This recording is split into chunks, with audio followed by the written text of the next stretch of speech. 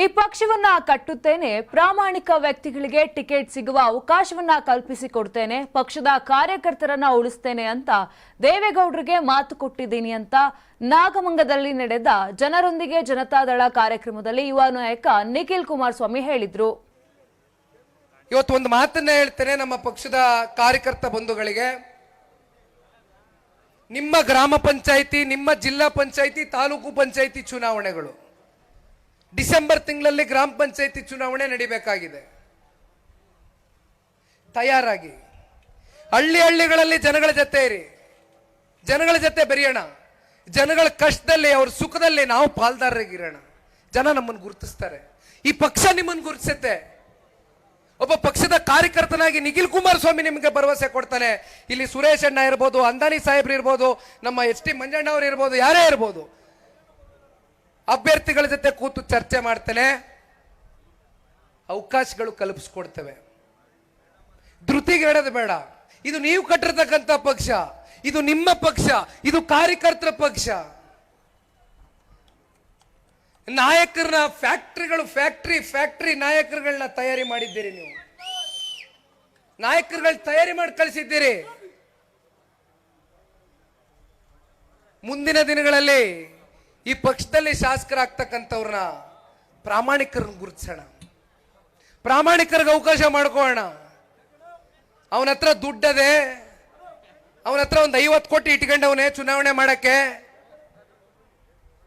ನಮಗಂತವ್ರು ಬೇಡ. ನಮಗ್ ಬೇಕಾಗಿರ್ತಕ್ಕಂಥದ್ದು ಪ್ರಾಮಾಣಿಕರು. ಯಾಕಂದ್ರೆ ನೀವು ದುಡಿದಿರ್ತೀರಿ, ನೀವು ಕಷ್ಟ ಬಿದ್ದಿರ್ತೀರಿ, ನೀವು ಅವ್ರನ್ನ ಶಾಸಕರಾಗಿ ಮಾಡಿರ್ತೀರಿ.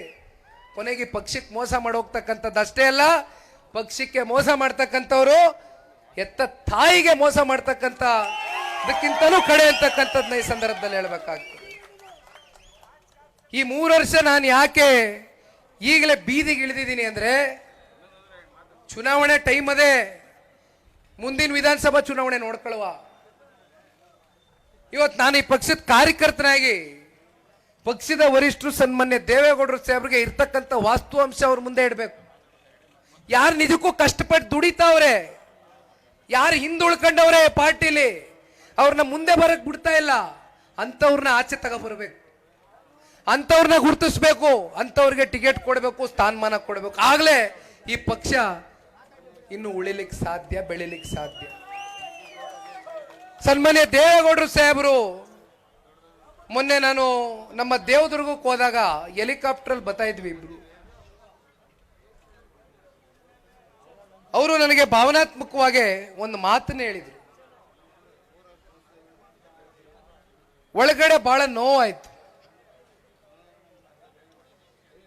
ನಂದು ಒಂದೇ ಆಸೆ ಕಣಯ್ಯ, ನಮ್ಮ ಪಕ್ಷದ ಕಾರ್ಯಕರ್ತರನ್ನು ಉಳಿಸ್ಬೇಕು.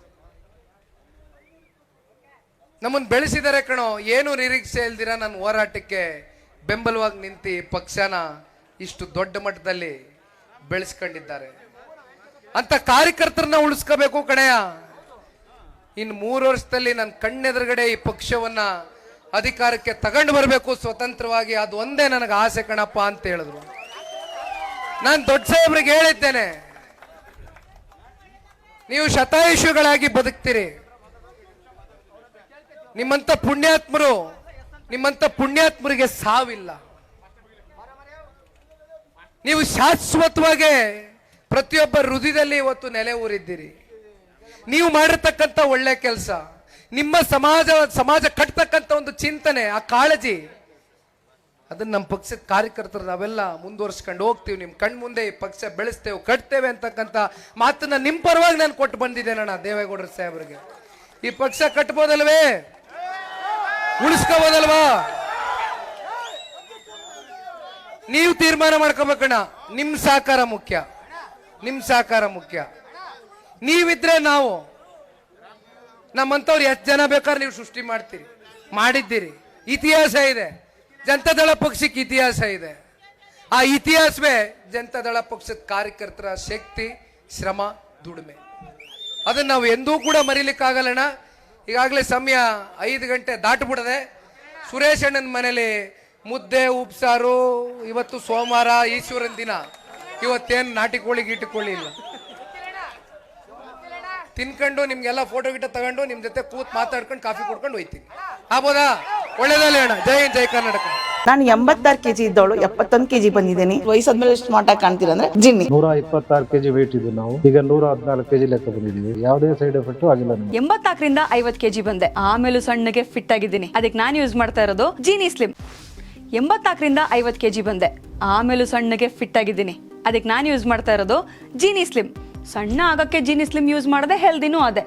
ನೀವು ಸಣ್ಣ ಆಗ್ಬೇಕಾ, ಹೆಲ್ದಿ ಆಗ್ಬೇಕಾ? ಹಾಗಿದ್ರೆ ಜೀನಿ ಸ್ಲಿಮ್ ಯೂಸ್ ಮಾಡಿ. ಹೇ, ಸಣ್ಣ ಆಗೋದಕ್ಕೆ ಯಾವುದೋ ಪ್ರಾಡಕ್ಟ್ ಹೇಳ್ತಾ ಇದ್ದಾಳೆ, ಏನಾದರೂ ಸೈಡ್ ಎಫೆಕ್ಟ್ಸ್ ಇದೆ ಅಂತ ಯೋಚನೆ ಮಾಡ್ತಾ ಇದ್ದೀರಾ? ಖಂಡಿತ ಇಲ್ಲ. ಯಾಕಂದ್ರೆ ಇದು ಕೆಮಿಕಲ್ ಫ್ರೀ. ಸಣ್ಣ ಆಗಬೇಕು ಅಂದರೆ ಜೀನಿ ಸ್ಲಿಮ್ ಯೂಸ್ ಮಾಡಿ. ಹೆಚ್ಚಿನ ಮಾಹಿತಿಗೆ ಕೆಳಗೆ ಡಿಸ್ಪ್ಲೇ ಆಗ್ತಿರೋ ನಂಬರ್ಗೆ ಕಾಲ್ ಮಾಡಿ.